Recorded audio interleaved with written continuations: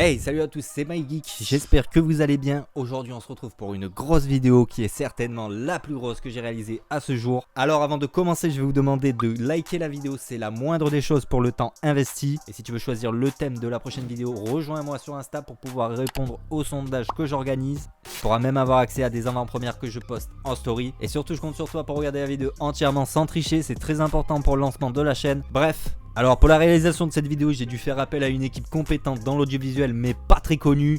Je vous présente Mike et Mikey. C'est de l'humour, en fait c'est moi qui fais tout, t'inquiète.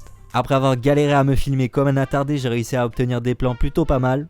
Non je déconne, c'est de la merde mais on va faire en sorte que ça devienne sensationnel. Et comme vous avez pu le remarquer, mon visage ne ressemble pas du tout à celui de Zenitsu, c'est mort. On va pas se le cacher. Du coup j'ai commencé par modifier mon visage sur Photoshop pour réparer ce nez qui se barre en couille. Petit nez tordu. Je l'ai affiné et réduit en taille pour paraître plus jeune. Ensuite j'ai modifié la couleur des sourcils et des cheveux en peignant par dessus. Et j'ai terminé en ajoutant des zones d'ombre et de lumière pour correspondre à mes futures scènes. C'est très important de faire ça, sinon je me serais retrouvé avec des scènes dégueulasses et c'est pas le but. Clairement non, c'est pas le but. Regardez la différence entre les deux, il n'y a pas photo les gars, il n'y a rien à dire. Donc prenez le temps de le faire, c'est important. Il est donc temps de passer à la création des cheveux en 3D. Zenitsu a les cheveux longs avec des mèches en carré qui se barrent un peu dans tous les sens. C'est très bizarre comme coupe. Et surtout ça va être compliqué de reproduire fidèlement ça en 3D. Mais après plusieurs jours d'acharnement, d'efforts et de galère... Bah quoi ?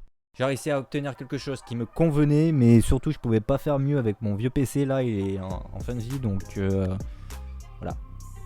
J'ai ensuite placé mes cheveux sur mon Zenitsu et c'est plutôt passable.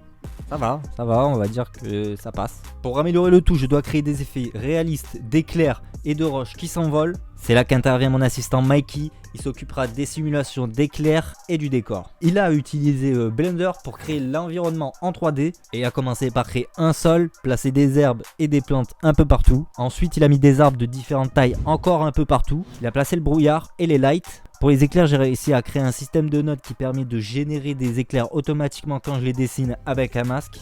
Wow. J'ai généré ça sur Trapcode Element pour générer le globe. Et une fois le rendu terminé après plusieurs longs jours d'attente, j'ai combiné tout ça avec des effets de pierre qui explosent et qui ralentissent comme si la gravité n'existait plus. J'ai aussi ajouté de la fumée et des particules, ça a été compliqué de faire ça tout seul. Bien sûr.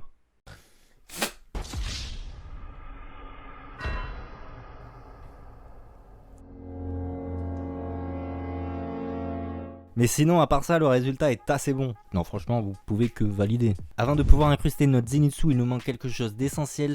Dans l'animé, on peut voir que la cape flotte très rapidement.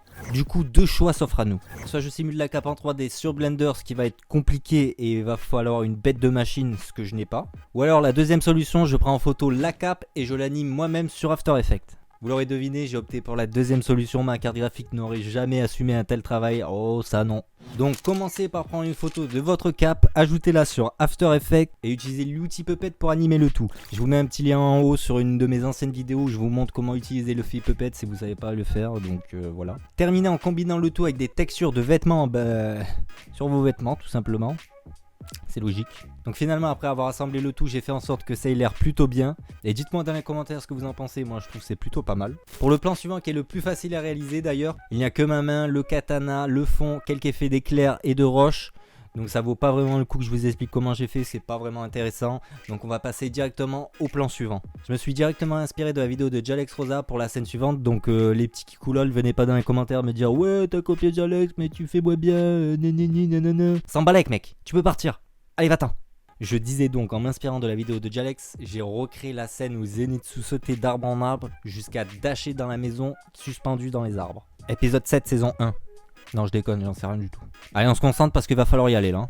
Une fois que vous vous êtes filmé à sauter sur différentes structures et à faire le mongol sur une table de jardin, ça prendra sens un peu plus tard, vous inquiétez pas, je sais que c'est un peu bizarre mais faites-moi confiance. Découpez et placez vos Zenitsu dans Blender et animez le tout avec des keyframes.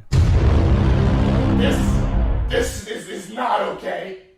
This needs to stop now. On enchaîne directement sur notre deuxième Zenitsu qui atterrit sur l'arbre et qui se propulse sur le second arbre. Il va falloir dire à Blender à partir de quelle image on veut que notre Zenitsu s'active.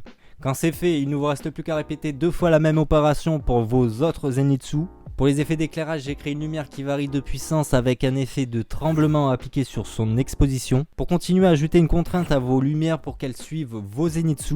Nous voilà arrivés au dernier plan où Zenitsu attaque et détruit la maison. Après avoir trouvé une maison sur internet, je l'ai animée sur Blender. Une fois le rendu terminé, j'ai mélangé une image de nuage et de pleine lune avec le rendu. Mais il reste quelque chose d'essentiel à la cohérence de la scène. Dans l'anime, on peut y voir des toiles d'araignée qui servent à suspendre la maison. J'ai donc contacté mon ami Poisson Labo pour m'aider à créer des toiles d'araignée. Je vous mets ses liens en description si vous voulez aller voir son travail, foncez. J'ai donc rajouté les magnifiques toiles d'araignée du frérot et quelques effets supplémentaires. Et avant de vous montrer le résultat final, je vous invite à vous abonner si ce n'est pas déjà fait, à activer la cloche des notifications pour ne rater aucune vidéo. Sur ce les amis, il ne m'en reste plus qu'à vous souhaiter un bon visionnage. C'était MyGeek et moi je vous dis à la prochaine.